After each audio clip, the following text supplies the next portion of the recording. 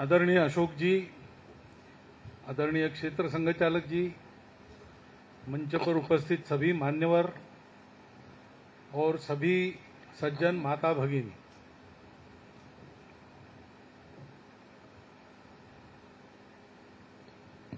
एक कार्यक्रम करना है तो औपचारिक रहना ही पड़ता है। थोड़ा बहुत मंच की एक रीति होती है, संबोधन की एक रीति होती है, परंतु वास्तव में मैं कोई बाहर से यहां आया ऐसी बात तो है नहीं। पहले भी आते रहा हूं और यहां बैठे सब लोगों का विकास भारती के विकास में योगदान है। किसी का प्रत्यक्ष है, किसी का दूर से है। अभी हमारी बैठक हुई, उस बैठक में कई प्रकार की चर्चा होती है। वो चर्चा में कई बातें सुनने को मिलती है। एक बात ऐसी सुनने को मिली कि 3 प्रकार से प्राणियों के जगत में बच्चों का पालन होता है। एक मुर्गी जैसा, मुर्गी अपने अंडों पर बैठी है, अपने स्पर्श से गर्मी देती है तो उससे बिजली निकलती है। तो प्रत्यक्ष करते हुए, जुड़ते हुए, जैसे आप यहाँ के बहुतांश लोग कर रहे हैं, प्रकल्प चला रहे, निधि संकलन कर रहे, आना जाना संचालन सब में प्रत्यक्ष सहभाग है। दूसरा होता है कि ऐसे बच्चों को जब रखा है, मछली पानी में अंडे देती है, उनका एक पुंज बनकर कहीं छुपा देती है या कहीं लटका देती है और वो पानी में घूमते रहती है, लेकिन बार बार आके उसको देख लेती है। तो दृष्टि से तो आप में से अनेक लोग ऐसे होंगे, ये काम होना चाहिए ऐसा लगता है। प्रत्यक्ष जाके अपना समय देके नहीं कर रहे, लेकिन बीच बीच में आते हैं, उत्साह बढ़ाते हैं, लगे हाथ कुछ मदद करनी है कर देते हैं। और कछुए के बच्चे कहीं अंडे वो किनारे पर रेत में छुपा के रखती है और वो कछुआ पानी में तैरता रहता है, लेकिन उसको याद रहती है हमेशा, और उस याद के कारण भी उन अंडों का विकास होता है। तो इसे स्पर्श से, दृष्टि से अथवा केवल स्मरण से बच्चों का विकास करने की रीति प्राणी करनी है। इसे हमारा भी प्रकल्प चलता है, उसके आप लोग तो प्रत्यक्ष स्पर्श से उसको बढ़ाने वाले लोग हैं। ऐसे भी लोग यहाँ कि जो बीच बीच में देखते हैं, और हमारे जैसे लोग भी हैं जो कभी कभार आते हैं। अभी पिछले बार मैं आया था, वो शायद 94 वगैरह ऐसा था, एक बार बीच में आया था लेकिन थोड़ी देर था। तो कई वर्ष हो गए, 12 वर्ष तो हो ही गए। एक तप ऐसा जिसको कहते हैं, 12 साल में आदमी पूरा बदल जाता है अंदर से, ऐसा जीव शास्त्र कहता है। एक एक उसकी कोशिका बदल जाती है, लेकिन आदमी बदल जाते हैं लेकिन उनके काम नहीं बदलते। तो घूमते घामते 12 साल में एक बार सब कुछ बदला है, फिर भी वही है। ऐसी स्थिति में देखने को आते हैं। तो अशोक जी ने कहा आपके आने से उत्साह मिलता है कि मुझे पता नहीं, लेकिन उतना ही हम कर सकते हैं, तो करने में क्या हार है। एक बात मुझे अब तक समझ में नहीं आई कहीं भी कि ऐसा 12 साल में एक बार आकर केवल स्मरण करते हैं, तो वास्तव में तो जो प्रत्यक्ष हाथ से काम कर रहे हैं उनको यहां बैठ के बोलना चाहिए, हमको वहां बैठ के सुनना चाहिए। लेकिन कार्यक्रम की रीति ऐसी होती है कि ऐसे लोगों को यहां बैठकर उनसे बुलवाते हैं और करने वाले को सुनाते हैं। वास्तव में जैसे आपने कहा कि हमारे आने से उत्साह मिलता है, वैसे हमको भी आपको देखकर उत्साह मिलता है।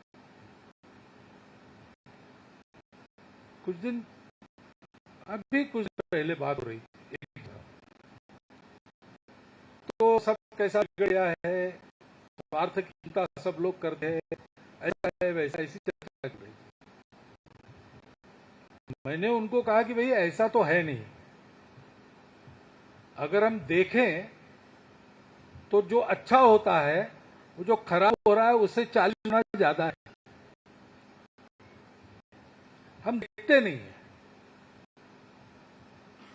आप अपने चारों ओर आंखें खोल के देखो तो अपने पूरे समाज में छोटे छोटे अच्छे अच्छे काम कर रहे हैं, उनको प्रसिद्धि नहीं चाहिए, कुछ नहीं चाहिए, ऐसे इतने सारे लोग हैं, तो मन की निराशा तो भाग जाती है। अब जिनको मैं कह रहा था वो तो मेरे जैसे घूमने वाले नहीं है, उनको एक जगह जितना देखने को मिलता है उतना ही देखने को मिलता है। मेरा भाग्य यह है कि मुझे घूमने को मिलता है, और मेरा घूमना फिरना यही सब देखने के लिए होता है। इसलिए मेरे मन में निराशा कभी नहीं आती। देश का क्या होगा ये शंका मन में नहीं आती। अच्छा होना चाहिए, हो सकता है, बहुत सारे लोग प्रयास कर रहे हैं, हम भी प्रयास करेंगे, ये भाव सदा बना रहता है। और इसका कारण क्या है? आप सब लोग काम कर रहे हैं, आज से नहीं 40 साल से कर रहे हैं। जैसा उस समय तय किया था वैसा ही काम कर रहे हैं। बीच में बहुत सारी बाधाएं आई, अनेक मोह आकर्षण भी उपस्थित हुए होंगे, लेकिन उसको न मानते हुए आपने जो संकल्प किया, उस संकल्प को पूर्ण रूप से साकार करने के लिए आप अपनी शक्ति लगाते हो। इसी को कहते हैं तपस्या। ये तपस्या हम सब लोग कर रहे हैं, और जहां तपस्या है वहां उसका परिणाम निश्चय है। क्या हुआ कुछ भी व्यर्थ नहीं जाता, और किया हुआ कुछ भी व्यर्थ नहीं जाता। सोच समझ के जो किया हो वो तो रंगा ही है। विकास भारती ऐसे नाम लेकर हम काम कर रहे हैं। विकास की बात कहते हैं, लेकिन विकास भारती कहने के बाद विकास की कल्पना स्पष्ट हो जाती है। भारत के तरीके से विकास, इसको सोचकर फिर हम उसकी योजना बनाते हैं, जिससे भारत के तरीके से विकास है, एक साथ समग्र विकास। विकास में जिसका विकास होना है उसका जो मूल स्वरूप है वो तो कायम रहना चाहिए ना। मूल उसका स्वभाव है, उसको अवसर मिलना चाहिए। कभी कभी सर्कस आती है देखने के लिए, हम जाते हैं, शहरों में आती है, तंबू लगाकर उसमें उनके पास जानवर होते हैं, उनके खेल कराते हैं। तो उसमें हाथी फुटबॉल खेलता है, बंदर साइकिल चलाते हैं, शेर और बकरी एक साथ खाना खाते हैं। हम पैसा देकर टिकट निकालकर उसको देखने जाते हैं। लेकिन कोई हमसे कहे कि हाथी का तो बड़ा विकास हो गया, बंदर का तो बड़ा विकास, उनका विकास ये नहीं है। ये मनुष्य फुटबॉल खेलना सीख गया, अच्छी तरह फुटबॉल किया, खेला, अपनी टीम को जिताया, देश के लिए मेडल लाया, मनुष्य का विकास है। लेकिन बंदर साइकिल चलाए, हाथी फुटबॉल के लिए, उनका विकास नहीं। वो तो जंगल के पशु है, उनका एक स्वभाव है जो प्रकृति ने उनको दिया है, उनकी वो प्रकृति है, यानी स्वभाव है, उसमें वो आगे जाएंगे तो उनका विकास है। शेर बकरी के साथ खाना खाए तो शेर अहिंसक बन गया, ये प्राकृतिक नहीं है। ये तो वही है जिसकी दहाड़ सुनकर जंगल के सारे पशु अपने घर में छुप जाते। जिसकी ये धाक जंगल में नहीं है, उस शेर को शेर क्या कहना। तो इसलिए अपनी प्रकृति, हम भारत के लोग हैं, हमारी प्रकृति पूरे भारत में एक है। भारत में बाकी सब अलग अलग है, सबकी पूजाएं बहुत अलग अलग है। अपने यहां कहते कि 33 करोड़ देवी देवता है और नए नए आते रहते हैं। भाषाएं भी, अभी यहां असुर भाषा का गीत गाया, यहां बैठे हुए भी बहुत से लोगों को समझ में नहीं आया होगा। ऐसी हमारे यहां भाषाएं बोलियां मिलाकर कम से कम 3800 है, उससे ज्यादा भी होगी। अलग अलग प्रकार का खान पान रीति रिवाज है, जहां की जैसी आबो हवा वहां वैसा खान पान।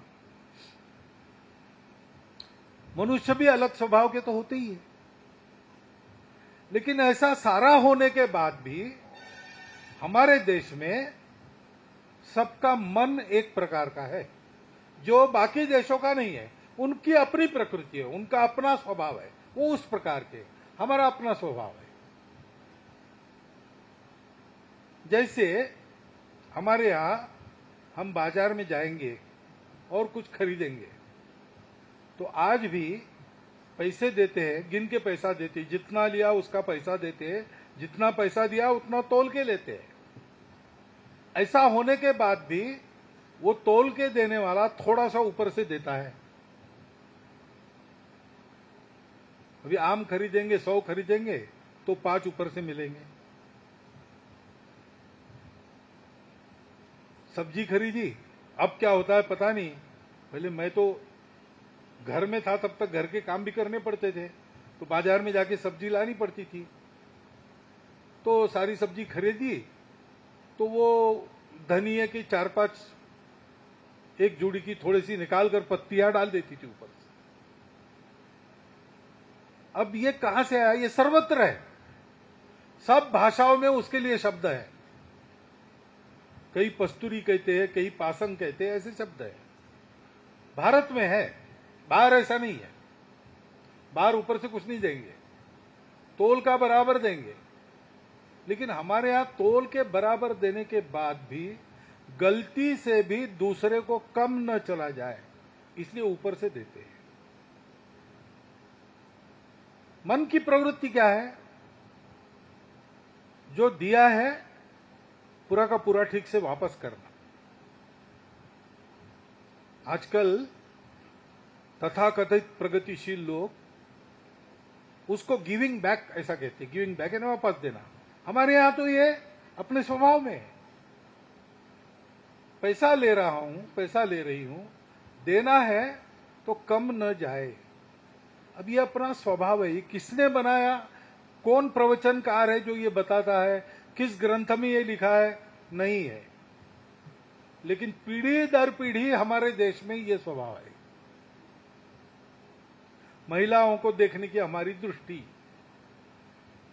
हमारे यहां महिलाओं की प्रतिष्ठा, वो माताएं हैं इसलिए है। वात्सल्य उनका, सबका पालन करती है, अलग अलग स्वभाव की संतानें हैं, सबका एक साथ समदृष्टि से विकास करती है, संस्कार देती है, पोषण देती है, तो मातृ स्वरूपा है। इसलिए हमारे यहां जिसको पवित्र मानना, अच्छा मानना है, उसको माता बना देते। नदी को माता कहते हैं, वृक्ष को माता कहते हैं, गौ को माता कहते हैं। जिन्होंने हमारे लिए कुछ दिया है, अन्न दिया है, जल दिया है, संस्कार दिया है, वो हमारे लिए माता है। क्योंकि माताओं को ही हम देखते हैं महिलाओं में। हमारे यहाँ घरों में कोई व्यक्ति आ जाए और घर की छोटी बच्ची बात कर रही, उसको पानी मांगना है, तो वो कहता माई थोड़ा पानी ले आओ। छोटी बच्ची को भी माई कहेगा। कई प्रांतों में बच्चियों को पैर नहीं छूने देते क्योंकि वो माताएं हैं। अब ये केवल हमारे देश में है और सब में है। पूजा कोई भी हो, खान पान कोई भी हो, सब में ये प्रवृत्ति है। अब हमारी ये प्रवृत्ति है, हमारी ये प्रकृति है, इसी के आधार पर हमारा विकास होगा। इसको छोड़ के हम दूसरा कुछ करेंगे, हो सकता है उससे पैसा मिलेगा, लेकिन वो हमारा विकास नहीं किया जाएगा। कबीर महाराज ने कहा है, केवल ऊंचा होना विकास है क्या पेड़ के लिए? कबीर महाराज कहते ऊंचा भया तो क्या भया, जैसे पेड़ खजूर, पथिकन को छाया नहीं, फल लागे अति दूर। तो पेड़ बड़ा है, ऊंचा है, इसलिए हमारे यहां बड़ा नहीं मानते। जो छाया देता है वो बड़ा है, जो फल देता है जो बड़ा है। अपने पास जो है उससे दुनिया भर की सेवा जो करते वो बड़े हैं। जिनके पास है वो बड़े नहीं है, जो पास है वो जो बांटते हैं वो बड़े हैं। ये हमारी प्रकृति है। हमारा जो कोई विकास आएगा होगा उसमें हमको समृद्धि मिलनी चाहिए, हमारे पास वैभव बढ़ना चाहिए, शिक्षा स्वास्थ्य सब कुछ हमारे पास होना चाहिए, अभाव किसी चीज का नहीं होना चाहिए, परंतु हमारा स्वभाव भी उसमें होना चाहिए। हमारे अभाव दूर करने के लिए अगर हम स्वार्थी बन गए तो वो हमारा विकास नहीं है। और इसलिए परंपरा ये महत्व की बात है। और केवल परंपरा से काम नहीं चलता, क्योंकि परंपरा तो है, स्वभाव अपना पक्का है, वो बदलेगा नहीं, परंतु दुनिया बदलती है, उसके अनुसार शरीर को बदलना पड़ता है। आत्मा एक ही रहती, शरीर मन बुद्धि बदलती रहती। तो मैं वही हूं, लेकिन मैं गर्मी में आऊंगा तो मेरे कपड़े अलग रहेंगे, और घोर जाड़े में आऊंगा, अच्छा जाड़ा पड़ता है यहां भी, तो मैं स्वेटर पहन के आऊंगा। जाड़े में स्वेटर पहनता हूं इसलिए साल भर स्वेटर नहीं पहनूंगा, और साल भर स्वेटर नहीं पहनता इसलिए जाड़े में भी वैसे ही रहूंगा। ऐसे नहीं करूंगा, क्योंकि स्वेटर बदलता है, मैं कायम हूं, मैं ठीक रहूं हर परिस्थिति में, इसलिए कपड़े बदलने पड़ते। वैसे जमाना बदलता है तो बदले हुए जमाने में अपने स्वभाव को कायम रखकर हम चलते रहे, जीवित रहे, सेवा करते रहे, इसलिए नई रीतियों को भी अपनाना पड़ता है। नई रीतियां अपना पर भी जो स्वभाव में कायम रहते, और स्वभाव में कायम रहकर भी जो पुराने नहीं होते, हमेशा नए दिखते हैं, अपने तरीकों को बदलते रहते हैं, उनको दुनिया में विकसित कहा जाता है। अभी मैं अपने देश को देखता हूं तो हमारा आदिवासी समाज जो है, जनजातीय बंधु अपने जो है, वो पीछे रहे विकास में। तो वहां शिक्षा का अभाव है, स्वास्थ्य का अभाव है, बहुत काम करने की जरूरत है। ऐसा हम देखते हैं तो शहरों में रहते लोग, उनके पास सारी सुविधाएं हैं, पैसा मिलता है, बच्चों को पढ़ा सकते हैं, डॉक्टर वगैरह बुला सकते हैं, दवा दारू की ठीक व्यवस्था कर सकते हैं, तो उनके पास है, इनके पास नहीं है। लेकिन दूसरी नजर से देखें तो आज ये अनुभव है प्रत्यक्ष, अपने वनों के इलाके में जहां हमारे जनजातीय बंधु परंपरा से रहते हैं, उन इलाकों में लोग शांति प्रिय है, प्रामाणिक है, सरल स्वभाव के है, जो बड़े शहरों में नहीं मिलता।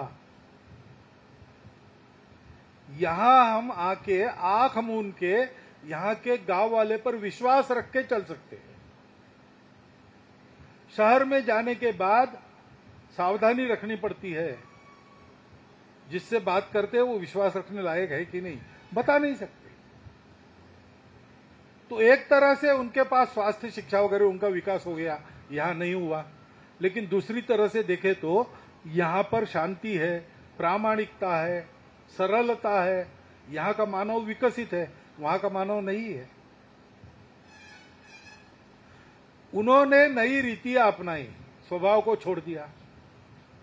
यहां स्वभाव सुरक्षित है लेकिन अभाव है। तो जिनके पास प्रभाव है उन्होंने अभाव दूर करने के लिए काम करना, और जिनका अभाव दूर कर रहे उनसे उनका स्वभाव भी सीखना। ये जो हम विकास करते हैं ना, उसके लिए तपस्या कर रहे हैं। ये हम कोई उपकार नहीं करते, ये काम हम करते हैं तो हमारा भी उसमें विकास होता है। और मनुष्य का असली विकास तो वही है।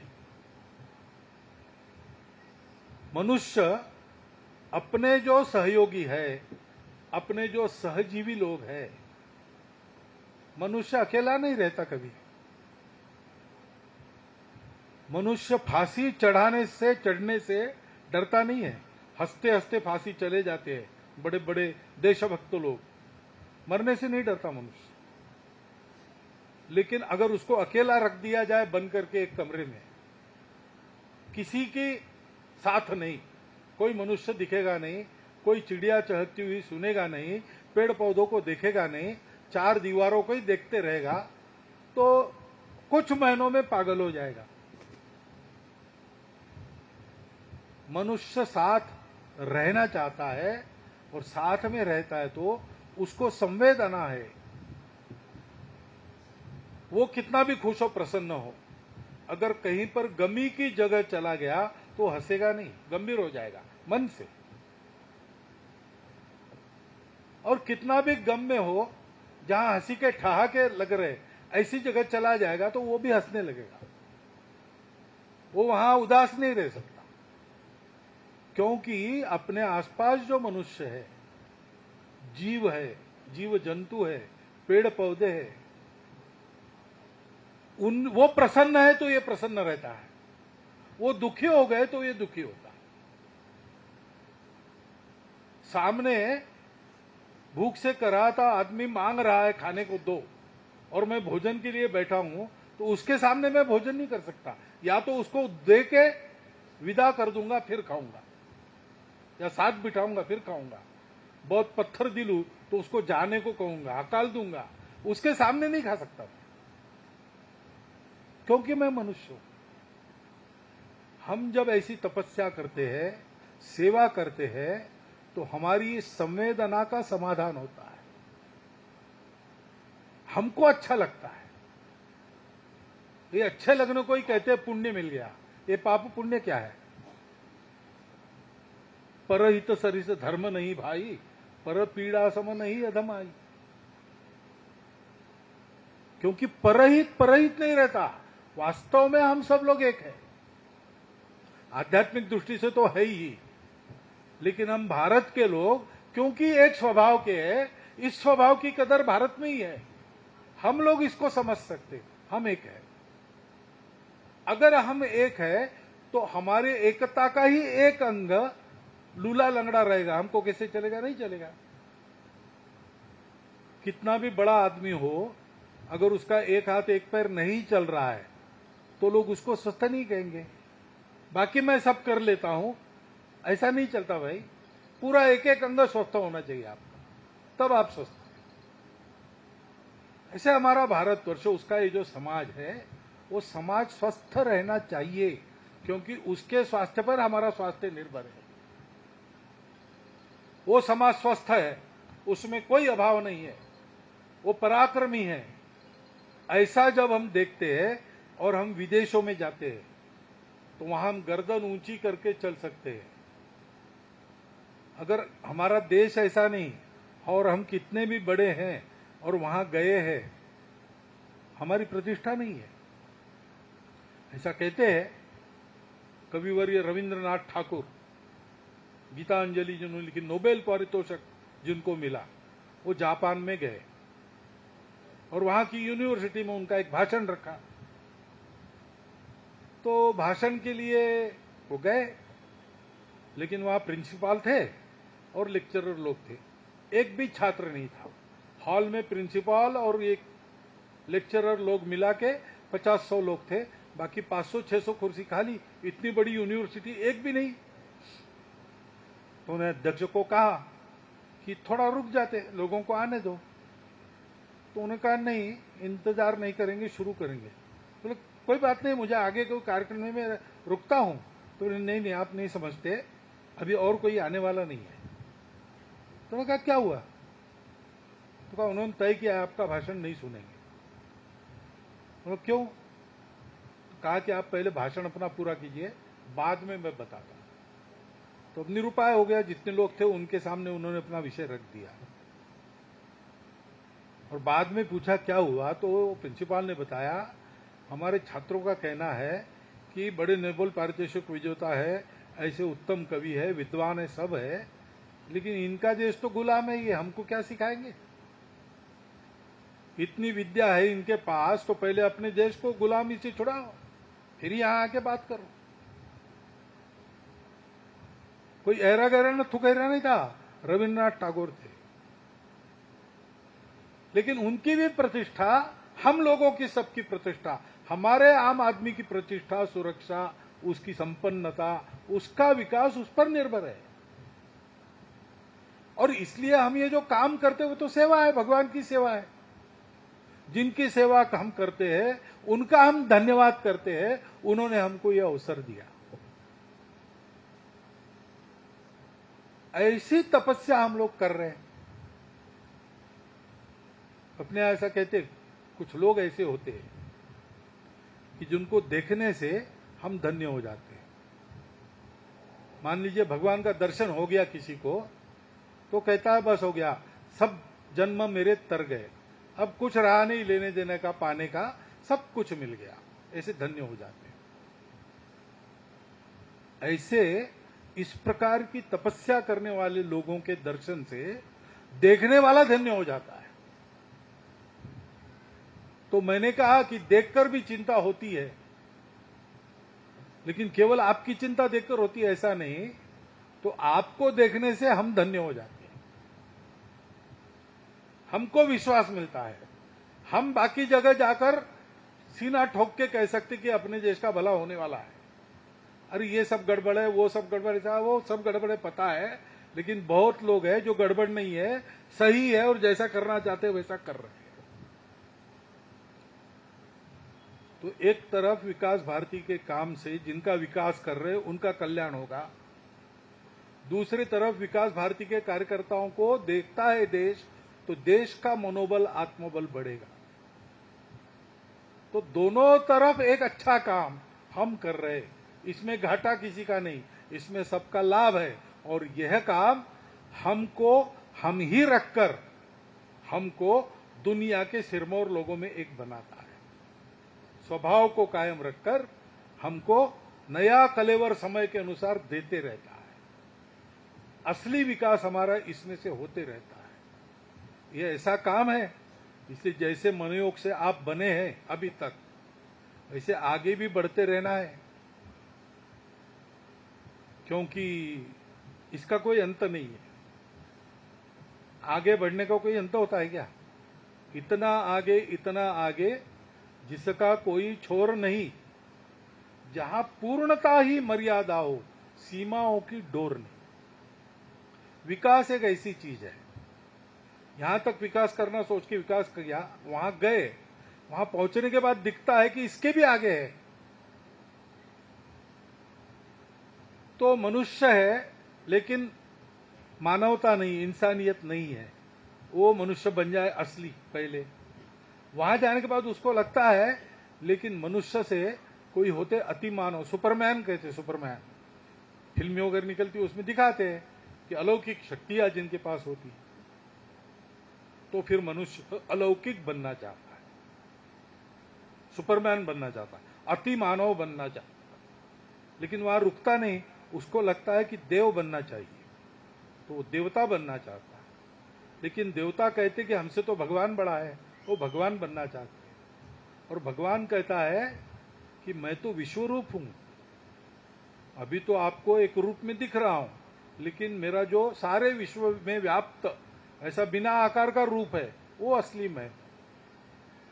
वो वहां भी कुछ है क्या रुकने की जगह, कि वहां से भी आगे कुछ है, ये कोई जानता नहीं है ऐसे कह नहीं सकता, नहीं है ऐसे भी कह नहीं सकता। लेकिन एक बात जरूर इससे कहते लोग कि विकास का कोई अंत नहीं है। बाहर का विकास भी, अंदर का विकास भी, दोनों का कोई अंत नहीं है। ये निरंतर करने की बात है, और इसलिए थोड़ा सा असमाधान रहना चाहिए हम सबको कि इतना सारा किया लेकिन अभी ये रह गया है। इसीलिए आपने कहा ना, मैंने कहा था आप सब जगह अपना काम कीजिए, तो मैंने क्यों कहा उस समय, क्योंकि सब जगह काम करने वाले लोग भी है हमारे। अशोक जी इधर काम कर रहे थे, और भी लोग काम करते, कल्याण आश्रम काम कर रहा था, अभी भी कर रहा है। तो एक ही रास्ते पर ज्यादा वाहन हो गए या ज्यादा आदमी हो गए तो टकराते आपस में, इसलिए रास्ते पर नियम रहते, आप बाएं तरफ से जाओ, आप दाहिनी तरफ से जाओ। लेकिन ये मालूम है और ये करना भी पड़ता है, फिर भी उस समय ये क्यों कहा मैंने कि ठीक है आपको बाहर के इलाके में भी काम कर सकते हैं, क्योंकि विकास का कोई अंत नहीं है। और कार्यकर्ता के मन में ये अनुभव आना चाहिए कि इतना सब कुछ किया और थोड़ा बाकी है, क्योंकि हमेशा और थोड़ा बाकी रहता ही है। और इसलिए यह मत समझना कि इतने इतने काम कर दिए, इतने वृक्ष लगाए, अब हो गया। नहीं भाई, हो नहीं गया, वृक्ष लगते रहने चाहिए। इतने लोगों को पढ़ाया, हो नहीं गया भाई, और नई पीढ़ी आएंगी, उनको भी पढ़ाना है। पढ़ाई सतत चलनी चाहिए, स्वास्थ्य की चिंता सतत करनी पड़ती है। ये सारे सतत करने के काम है, इनका अंत नहीं है। और सतत करने में ही इससे पूरा समाधान सबको मिलता है। और इसलिए आपको देखकर एक तो मुझे उत्साह मिला, आपने ये सब कुछ बताया, बहुत अच्छी बात है। आपको मालूम है, फिर भी मैंने बताया कि इसको छोड़ना नहीं कभी, इसको जारी रखना, और नए नए आयाम और नए नए क्षेत्र ये करते रहना, क्योंकि इतनी बड़ी दुनिया है, इतने सारे लोग हैं अब्जावधि, तो सेवा की आवश्यकता तो सतत रहेगी, विकास की आवश्यकता तो सतत रहेगी, और करने में हम सब साथ हैं।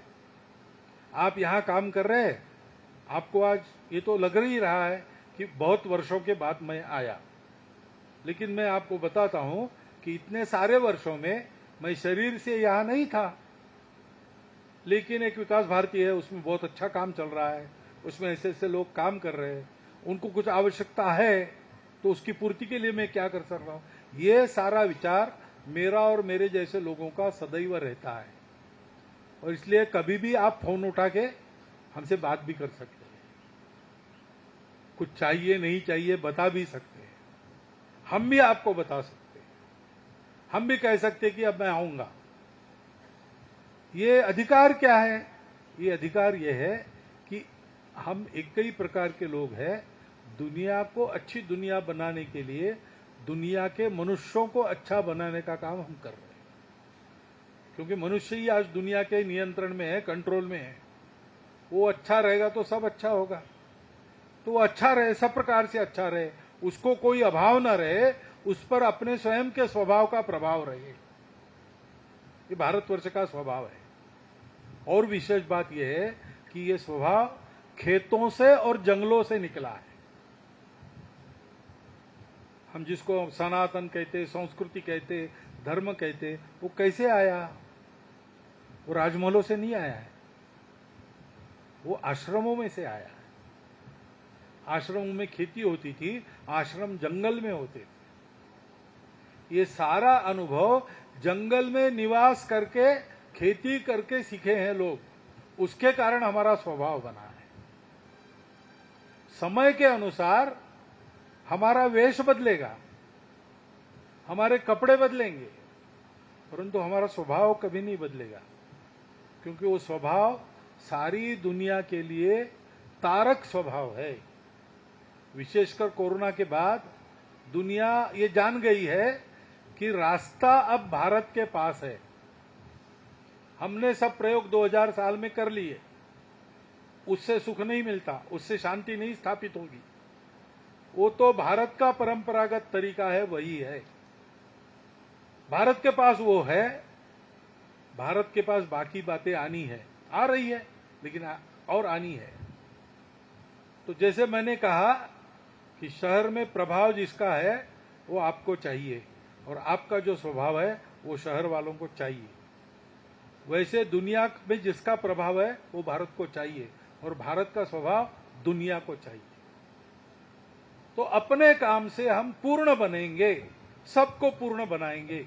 ये संकल्प लेकर हमारा ये जो काम चल रहा है उसको आप जारी रखिए। हम सब लोग साथ हैं, कहीं भी हो, अपने अपने जगह एक ही प्रकार का काम कर रहे हैं और एक दूसरे की मदद के लिए सदा तत्पर है। इस बात को आप समझिए, इतना एक अनुरोध रखता हूं और आप सबको जोहार नमस्कार करता हूं। मेरे 4 शब्द समाप्त करता हूं।